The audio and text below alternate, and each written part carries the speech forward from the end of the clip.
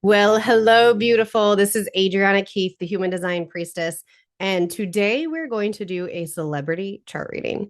There is something incredibly powerful about looking at celebrity charts through the lens of human designs because it helps us see the energy in real life. So often when we learn about human design, it's very abstract and heady, right? We hear words like emotional authority, projection fields, undefined centers, but it's harder for us to understand what that actually looks like in an embodied human being. So, celebrity charts give us like a living, breathing example of how energy expresses itself in the world. And what's fascinating is that when we look at someone like Sam Heughan, who, if you don't know who that is Jamie Fraser from Outlander. Sorry, horrible Scottish accent. I literally have no Scottish in me, straight up none. Okay. So we start to understand why certain people affect us so deeply, why some people feel really magnetic and emotionally intoxicating or mysterious and seductive and unforgettable. So this isn't about putting celebrities on a pedestal. It's about understanding ourselves because when you can recognize that energy in other people, you start to recognize it in yourself. So today we're diving into the chart of Sam Heughan from Outlander. And this chart is coded in emotional magnetism, intimacy, projection, and why millions of people feel so deeply fucking connected to him. You ready to dive in? Okay, let's pull up the chart. Okay, here we go. So, my system itself did not have the exact location of where he was born, assuming that everything I found is accurate. So, I ran it through a couple of other systems and they all have the same chart. So, even though I know he specifically was born somewhere else ish, but also within this area, this chart should be good to go, assuming we all have, everyone on the internet has the exact correct time and all of that. First, I just have to say, what jumped out at me immediately, he's a Taurus sun and a Scorpio moon, like moi. So I feel like I know him on such a deep level already, especially that Scorpio moon. Hi, we are known for our emotional intensity.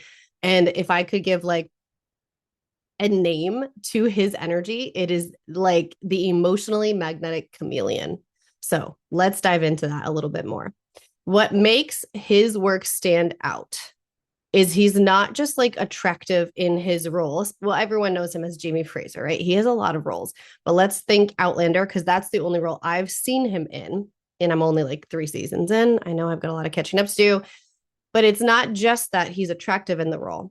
His energy itself creates an emotional imprint within you. You can feel bonded to him as an actual human through many aspects of his chart. So, high level, he is a manifesting generator, which means that, like me, he is very multi hyphenate, multi passionate. He has a lot of fucking energy. He's probably bouncy aroundy like me and likes to focus on multiple things at once, sometimes getting too distracted and moving too fast for other people. We're very, very quick people, literally, like physically and mentally. And so manifesting generators often get the you are too much, you're too loud, you're too whatever. Fuck that shit. So that is his energy type overall. It's a very open and enveloping and welcoming aura that he has. So that's definitely a part of his charm and a part of what draws people into him. He is emotional authority, which we'll definitely dive into. 3-5 profile type. Love all of this. Definitely going into that. I love that he's a caves environment like myself, which really means it is very survival and instinctual based. It is like we need a safe circle of people. We need to know where the exits are in a physical room. We like intimacy. I mean, honestly, his entire chart screams like emotional intimacy. It is so fucking good. So much tribal and emotional circuitry going on here. Very big chemistry energy, which definitely makes him a very magnetic actor in these emotional roles. So people don't just admire him, they actually feel him. And that's why the obsession around Jamie Fraser has become so intense. So he is the manifesting generator with a lot of energy and a lot of projects. I know that in addition to acting, he also, I believe, hosted physical challenges. What the hell is that called? I don't actually remember. I don't actually know a fuck ton about him. I just know him through his chart now. I know he has a distillery. So People who are manifesting generators definitely need multiple outlets and multiple hobbies. Okay, now let's talk emotional authority. I can also speak to this firsthand. This is my authority. This is my everyday life. So, your authority, if you're new to human design, what that means is the way that you're designed to make decisions. So, we have all of these energy centers within our human design. Notice how he only has one open center. That's a lot of consistent energy for him. And the solar plexus is where we house emotions and moods and spirit consciousness. So when you have this colored in on your chart, it means it is defined. You have a consistent access to the energy of emotions, to having an emotional wave, a lot of highs, a lot of lows, emotional expression, absolutely.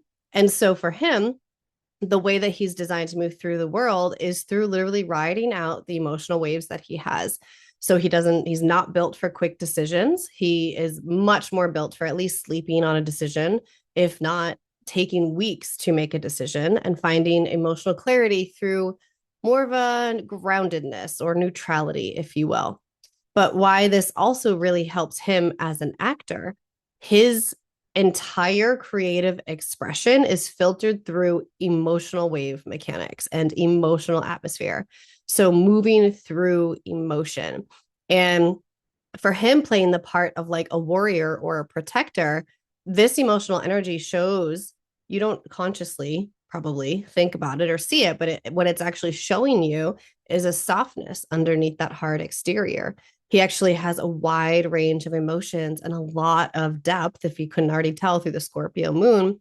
And so this is why his performances feel like he's actually emotionally there, not just performing it, because emotions are an everyday part of how he exists. What do I want to add here? Very high, responsive, even sexual presence occurs here. And I'll go more deeply into the sexual energy and the intimacy energy because it's definitely there. And so this emotional center brings forward a lot of in the moment, really feeling the feels. And so you can feel that through him feeling that. It is very Taurus Sun Scorpio mood because Taurus is very sensual. Scorpio is very deep and mysterious. I have often been told by astrologers and by people who are not astrologers that my Scorpio moon creates a lot of mystery around me and mysticism and almost like a feeling of deep and dark magic. So we get that from him too. And that's a part of the draw toward his character as Jamie Fraser. I'm totally fucking that up.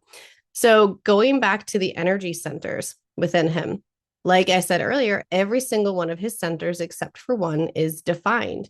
This means he has consistent access to the energy of all of these centers. If you're familiar with the chakra system, it is similar. This has a foundation of the chakra system. So a lot of the energy centers are similar. But in human design, this right here is the G center. The G center is all about identity and love and sense of self. And when you don't have this colored in on your chart, it means you do not have consistent access to something about that energy within you. Instead, having an open G center, you are more capable of melting into whatever character that you need to play. Literally, you could walk into a room and sense who you need to be in that room. That's why I called him a chameleon. So he can literally take the shape of whoever he needs to play or whoever he is around. He is not here to have one fixed identity. He embodies and amplifies identities around him. So it can be really great as an actor. But of course, the challenge, there's a shadow and a light to everything. The challenges can be getting lost in relationships or having love and sense of direction, consistently feeling like it's flip flopping all over the place because it's environmental for him. It depends on who he's around. I could also see getting lost in what the public starts to tell him who he is and him having to come back home to like, no, this is what I want to do. This is who I feel like I am at my core and the vision that I see for myself. because with an open G center, you can very easily get lost in what everyone else sees for you or believes you are here to be. Now, the next thing that I want to dive into, which of course I can't believe I didn't pick this up at first, I can usually feel this gate in other people. And I hadn't even thought about it with him, but now that I see it, I can't unsee it. Gate 22. Gate 22 is called the Gate of Grace. It's in the solar plexus, so we know that it has an energy of emotion. That's what the theme of the solar plexus is. So gate 22 is tied to emotional openness. This is like emotional elegance, seduction. It's a very artistically magnetic gate, very charismatic. And so you can often feel it in people. My 6-year-old has this gate, and you can feel it within her. And it's here to give people permission to feel.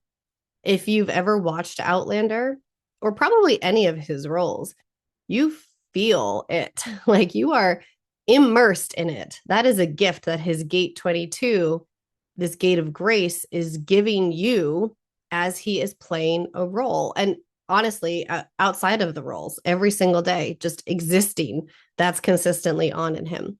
So when we as viewers see him as emotionally intelligent or romantic or emotionally safe, that's not just the role he's playing, that is his true energy.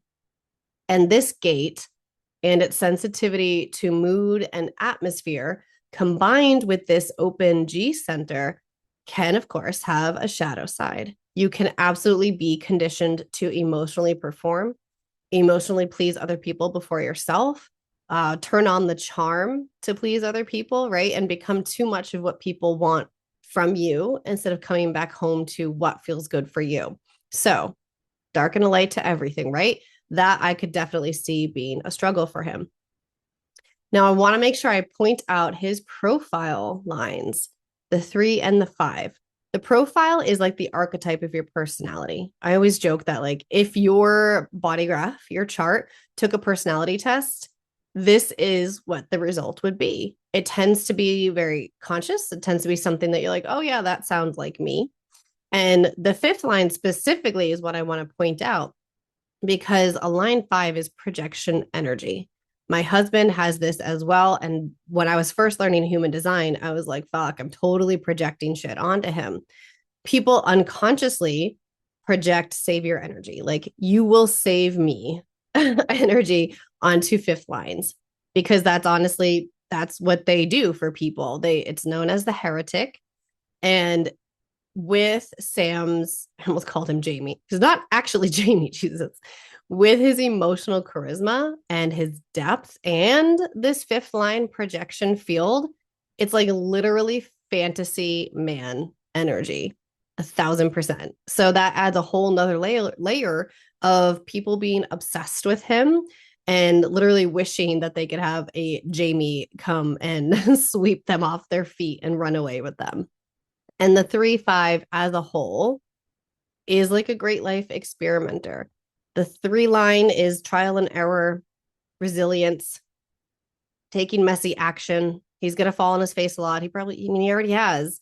He's fallen on his face a lot. I don't know that through him. I know that because of his chart. And I know that he's someone who's going to take the action, even if someone tells him it's not going to work. He's going to be like, no, I have to do this in order to feel complete with whatever this cycle is. So they are our great life experimenters.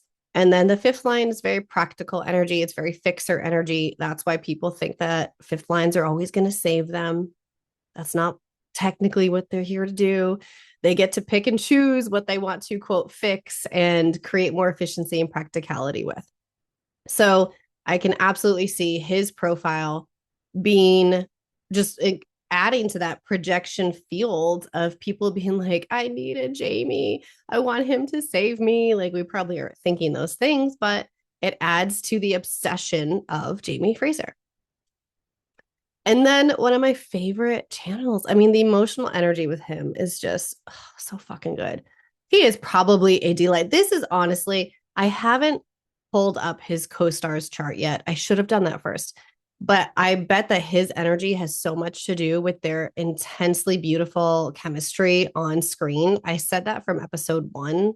No, they weren't together in episode one. Whatever the first episode was, where they were first together, I was like, wow, their on-screen chemistry is amazing. I gotta look at her chart. Maybe I'll do her next. But this 59-6 alone, this is literally the channel of mating. That is what it's called. It goes from what I call the womb center, because I do mostly feminine work, to the emotional center. It's literally a channel of fertility. It is literally birthing new life, whether that's, an actual child or a project. That's what the channel of mating does. My husband and I complete that. And one of the most wild, like, feelings of chemistry I've ever felt when we were first together. So the 59-6, the channel of mating, it breaks down barriers between people. It is intimacy, it is bonding, it is sexual magnetism, it is fertility. People tend to feel connected to you quickly, and it's like a deep emotional chemistry. The gate 59 in that sacral center is deeply penetrating. It is designed to dissolve barriers, dissolve walls between people. And people with gate 59 tend to be very highly magnetic. I'm not sitting here like fucking toot my own horn, but one of the reasons why I have something called the Magnetic Rebellion as my community, and the word magnetic is all over my shit, is because people have always told me that my energy is wildly magnetic. And gate 59, because I have that, has a lot to do with that. But what I found extra interesting about his gate 59, it's in Jupiter. It's his Jupiter placement. This is where things expand. Resources, wisdom, money. For him, expansion happens through intimacy. His success literally expanded through his ability to create emotional closeness on screen. And it's going to happen off screen too, but we got to witness it on screen. If I'm not mistaken, that's his biggest, most successful role he's probably had. Probably the most expansive role he's had thus far. I'm sure there's more to come because he's fucking solid at acting. But literally having that gate, that intimacy in Jupiter, I'm like, you can't make this shit up. That is so good. That is so good. Another piece that jumped out at me is that his heart center has a channel of energy that goes directly to the splenic center. The heart has to do with ego and willpower and money. None of those things are bad. Society just made those words bad.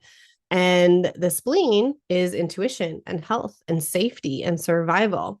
When you have a channel of energy, they're talking back and forth to each other. This is someone, the channel is called the channel of surrender, but if you're a business owner, you've probably heard it as the channel of the entrepreneur, because this is someone who is a natural influencer. They literally can understand what people want, and they are influencing from the heart.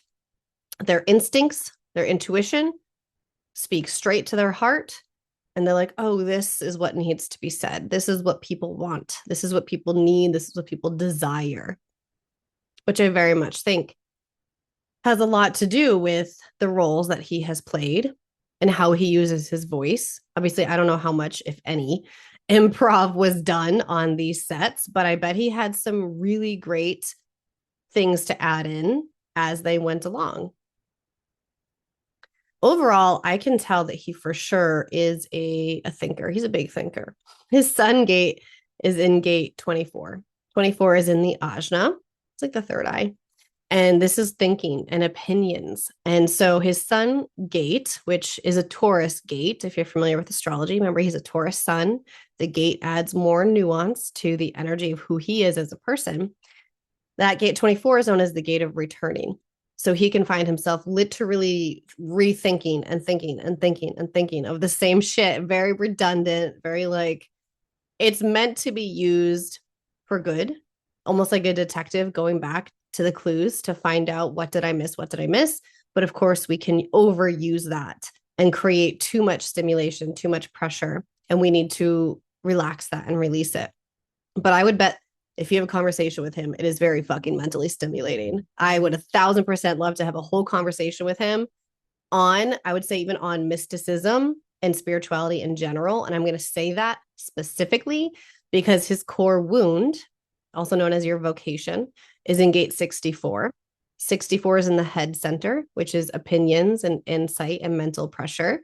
And this gate is known as the gate of confusion, but it is designed to teach us how to allow the concepts to become clear over time, seeking pleasure and examining life and wondering all the possibilities. I would bet he's a very intellectual seeker and loves to be intellectually stimulated. And they call, well, not call it, they talk about gate 64 as like the energy of looking into the sky and taking a star, pulling it down and dissecting it for all of its profound meaning. And it considers and ponders all of the possibilities, all of the what ifs in search of like further advancement for yourself, for the collective, awareness and consciousness, all the things. So I would bet really he's really fucking good at like deep intellectual and spiritual. Well, yeah, Scorpio moon. And yeah, definitely. And spiritual conversation, not so much, you're not surface. You don't want to talk to him about the weather. He would probably want to die. Yeah, that's what I would say. Is he really wants to be curious a lot and also wants to know your deepest, darkest secrets. And you're gonna feel vulnerable and safe with him because of so many reasons. Channel of intimacy, channel of mating. You're gonna feel like that 6 is gonna be like, oh, I emotionally feel like he is safe. I mean, hopefully, you never know. And that 59 is going to break down the barriers. And we're going to be like, let's have this beautiful union of energy and conversation. And oh my God, yes. Now I just want to meet him and have a conversation about like magic and sorcery and spirituality of the stars and probably trauma, childhood shit, like our deepest, darkest wounds. That'd be a great conversation to have with him. I guarantee it. I would bet money on it. Oh, is there anything else that needs to come out today? I feel like that was a good start. Absolutely. And maybe I'll do his co-star next.